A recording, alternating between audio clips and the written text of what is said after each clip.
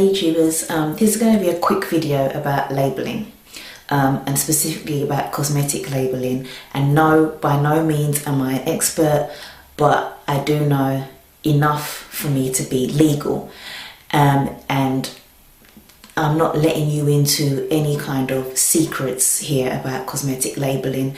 If you want to know about cosmetic labelling, and I'll put the links below the video, but just to tell you that if you want to know more, then you can go on to legislation.gov.uk, or you can go on to bis.gov.uk, and I'll put the links on it. If you're in America, I think you should probably go onto the FDA website and you'll find out about labelling from there. But for this video, I'm just talking about legislation labelling in the UK. Okay, so these are like some of the things off the top of my head that I can remember, and I'm encouraging you to then go and research and do a little bit more. Okay, so any font that is on a label cannot be smaller than font size 4. That is one of the rules, because if it's smaller than font size 4, it's not going to be easily legible or easily readable. Every label has to be in indelible ink, so therefore it has to be waterproof. It can't like come off when you're using it in the bathroom, or even if you get kind of grease on it and things like that. It has to be permanent and remain there. All the information, the ingredients, and instructions on how to use the product, that has to be indelible. The ingredients on the product, and I think this is something that most people know, has to go from the most to the least. So anything that's going to be at the top, I don't know if that's going to focus. There you go. Anything that's going to be at the top of the ingredient list, that's going to be the ingredient that is in the product the most, and anything at the bottom is going to be in it the least. But in saying that, just because some things are in a certain order doesn't mean that... Oh, it's not focusing. Anyway, it's not focusing. But just because some things are in a certain order doesn't mean that that ingredient can feature as the same amount as the 4 previous ones. So it might actually be the same percentage amount, but they're just putting the ingredients in a particular kind of order. And also, just because something's at the bottom doesn't mean that it's any less effective. So for example, with this is the label for moisture custard. So with silk amino acids, you don't need a lot of that powder for it to be potent and be effective, which is why it's at the bottom. So I don't know, I do take notice of labels when I read them in the store, but also you should actually know a little bit more about ingredients that feature in a product to know whether it's going to be effective in your hair or not. Trying to think of the other things that I need to tell you. It has to have the instructions on how to use the product. It needs to have an address of where you can contact the company who has manufactured the product. It needs to have, this is why I have this at the bottom, and every cosmetic product, whoa, I was so close. Every cosmetic product has to have a use by date, and I've got a use by date on here. Is it going to focus? And it should have a batch number. Reason being that, for example, trading standards could come to my house and I have to have records of every batch that I have produced, and it has to have all the ingredients that I've used to make that batch, so that I can then trace this batch back to my paperwork, and that batch that paperwork has to be stored at the place where you actually manufacture the product.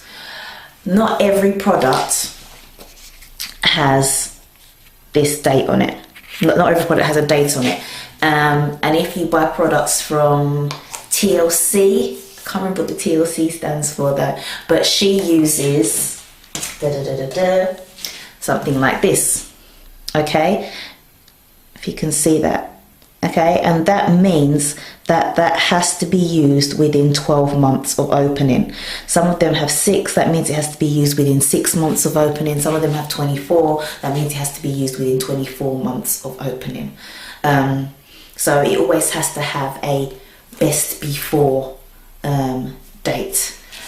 The label also has to have the weight, and it has to have ounces and grams. Ounces go first and grams go second. And again, everything cannot be smaller than font size 4, otherwise it's not going to be readable. Another thing that about the ingredients that are on the labels, it has to be the name of the ingredient the name of the ingredient that appears on the label has to be the nom de couture. I think that's how you say it. I'll put information up, or I'll put some words up there so you know what it is. But basically, if you use water, that's aqua. This says coconut milk, so it says cocos noquifera. I can't even say the names. And also, whoever's making it doesn't necessarily have to put the English word for it. If you buy Shea Butter Cottage products, she doesn't put the English word word for the ingredients. She always uses just the nom de couture names, or INCI names. And another reason why it's important to know that those are the names of the ingredients that we have to use is because recently on Facebook there was a conversation about if you can't pronounce an ingredient, then you're not going to buy the product. You just saw there I couldn't even pronounce coconut milk in its nom de couture name. So I can't even say nom de couture. So do you know what I'm saying? Coconut milk, there's nothing wrong with coconut milk, but you should get to know those terms. And even if you type in, for example, in Google, INCI name mango butter, it will bring it up for you. Or INCI name avocado butter, it will bring it up for you. Okay, so just because you can't pronounce an ingredient doesn't mean that it's not any good for you. I think that's it. I didn't want this to be too long. So just to recap, the font needs to be font size 4. It can't be any smaller than font size 4. It needs to be waterproof. The ingredients on the back goes from the most to the least. And you have to use the nom de couture names. Every label should have a batch number, and it should have a use by date for the product. It should have an address, an address or contact or place where you can contact the manufacturer. And the manufacturer should have records of what they're producing. Obviously, that's not going to be available for you on the label. And another thing that a manufacturer needs to have is safety assessments on all of their products. But just to be aware that those are the things that you need to be looking out for, so that people are actually meeting the government legislation. And like I said, I'm not letting you in on any kind of secrets. I'll put all the links at the bottom so you can go there and see yourself.